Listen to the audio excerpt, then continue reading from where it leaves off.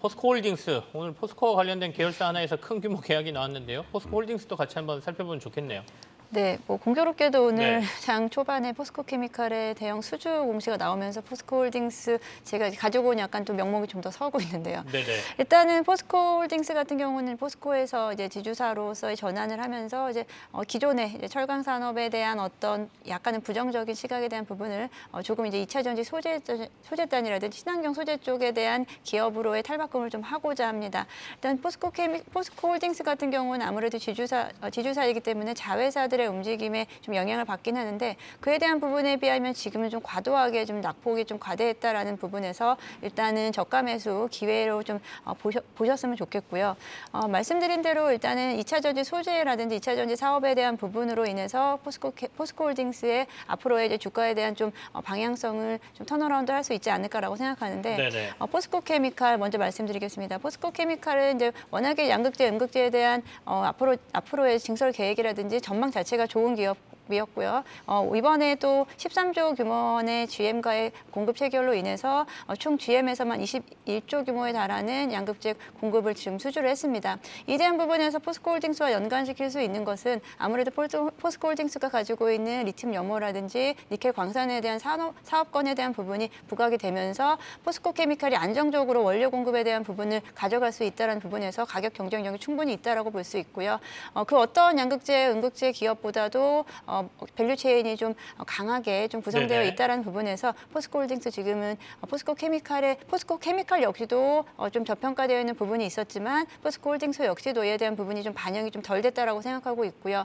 여러 가지 이제 자회사들이 있겠지만 이번에 전반적으로 포스코케미칼이라든지 그리고 포스코 인터내셔널 등 전반적으로 2분기 실적에 대한 기대, 2분기 최대 실적에 대한 부분을 가져가면서 지금 좀 저평가된 종목으로 좀 보셨으면 좋겠고요. 최근에 아무래도 이제 지주사에 대한 이제 시장이 안 좋다 보니까 지주사에 대한 좀 평가가 조금 더 사실은 조금 더 좀 박하게 지금 가고 있는데 네네. 최근에 뭐 에코프로 같은 경우에도 이제 최근에 낙폭이 좀 과대했다가 여러 가지 뭐 이슈 등으로 인해서 지주사에서의 저평가에 대한 부분이 부각이 되고 있다는 부분에서 포스코홀딩스도 지금 조금씩은 이제 바닥권에서 반등이 들어오고 있습니다. 뭐 최근에는 일단 기관들의 매수세가 약간은 좀 들어오고 있는데 아직까지는 본격적인 좀 시작은 좀 덜 됐다라고 생각하고 있고요. 그런 부분에서 지금 타이밍상에서 적절하지 나쁘지 않다라고 좀 생각하고 있습니다. 하지만 이제 목표 주가에 대해서는 조금은 좀 더는 좀 짧게 가져가셨으면 하고요. 네. 일단은 단기적으로 이제 좀 26만 원 선까지는 일단은 좀 올라와줘야 추가적인 반등이 가능하다라고 생각하고 있고요. 그리고 손절가는 22만 원, 최근 저점에 대한 부분에서 바닥권을 잡으시면서 손절 대응하셨으면 좋겠습니다. 염정 팀장께는 SK이노베이션 물을게요. 네, 일단 SK이노베이션 역시도 사실 좀 지금 당장의 2분기 실적에 대한 부분은 좋게 좀 나올 수 네. 있겠지만 앞으로 이제 3분기 후의 실적이라든지 앞으로의 전망에 대해서 좀 이야기를 해봐야 되겠는데요. 뭐 SK이노베이션의 결국은 주 매출처는 75% 이상 매출처는 결국은 정유 사업 쪽인데 이제 일단은 정제 마진 최근에 큰 폭으로 폭락을 하면서요. 사실 정제 마진 30달러 선이 넘어섰다가 지금 거의 뭐 5달러 이하로 떨어졌다라고 급락하는 모습을 보여주고 있기 때문에 이 정제 마진에 대한 어떤 급락세와 그리고 재고에 대한 어떤 재고에 대한 평가가 원유의 국제유가의 하락으로 네네. 인해서 그에 대한 부분이 조금 좀 불안정한 모습을 보여주고 있고요.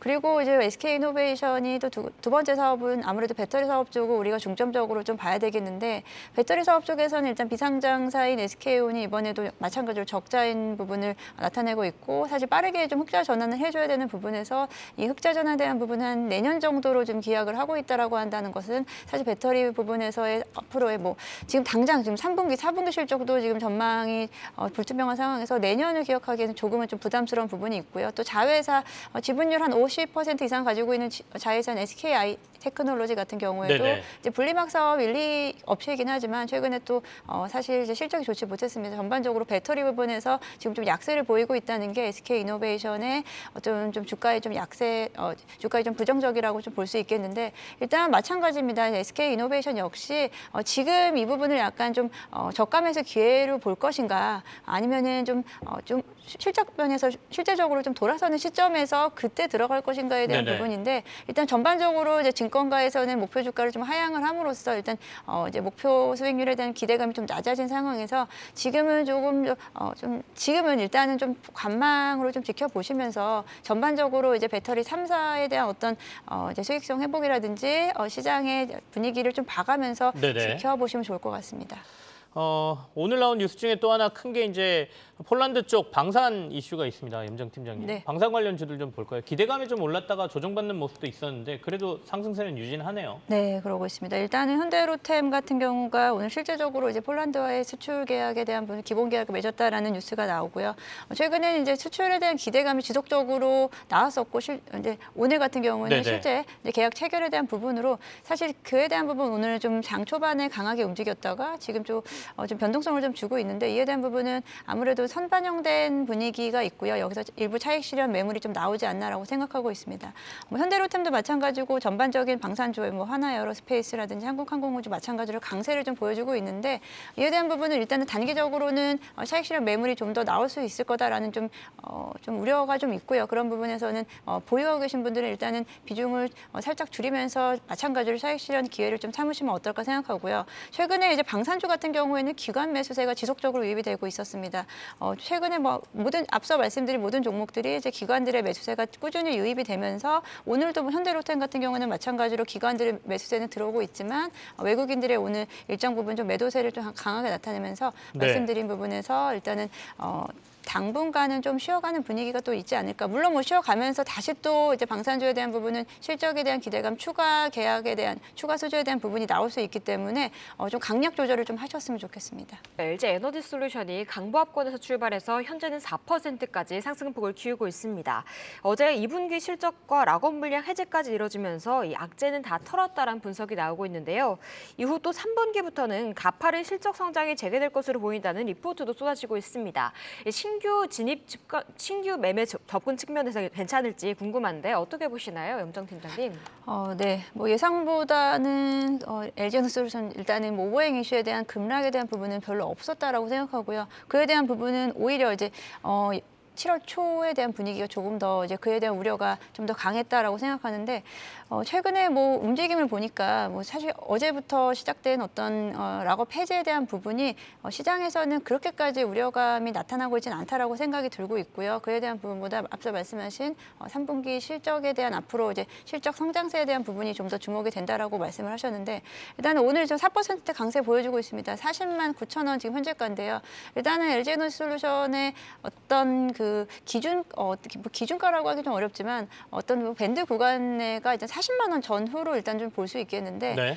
최근에 이제 40만 원 선을 좀 넘어섰기 때문에 이에 대한 부분을 좀 더 이제 우려감에 대한 해소로 좀 밀고 올라갈 수 있을지에 대한 부분은 좀 더 지켜봐야 된다라고 좀 생각을 하고 있고요.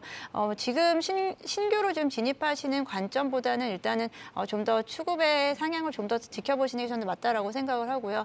일단은 40만 원 위로 올라갔기 때문에 다행히 이제 불안감에 대한 부분은 해소됐지만 전반적인 2차 전지 전반에 대한 어떤 섹터의 반등이 좀 나와야 되는 부분이 있고 여기에다가 뭐 아무래도 시장 상황이 오늘도 예상보다는 좀 강하지 못하고 있거든요. 네네. 장초반 강하게 움직일 거라고 예상을 했는데 예상보다는 지금 여전히 좀 시장은 좀 관망 분위기가 이어지고 있습니다. 하지만 여기서 또 한 가지는 또 이제 최근의 흐름 중에 하나가 대형주의 이제 강세거든요. 이제 아무래도 오늘 2차 전지 전반적인 종목들이 장 초반 강했다가 또 다시 이제 지금 뭐 9시 반 전후로 해서 다시 또 쫙 밀리면서 역시나 그래도 대형주에 대한 좀 선호도가 좀 더 높다라고 볼 수 있겠습니다. 그래서 LG에너지솔루션 그런 부분에 대한 또 영향을 또 받지 않나라고 생각하고요. 일단은 지금 시점에서는 오히려 오늘 좀 많이 빠졌다라고 한다면은 관심을 가져볼 만한데 네. 지금으로서는 일단 장 후반까지 좀 지켜봐야 될 부분이라고 생각하고 있습니다. 이제 LG에너지솔루션에 대해서 오버행 이슈가 워낙 컸기 때문에 네.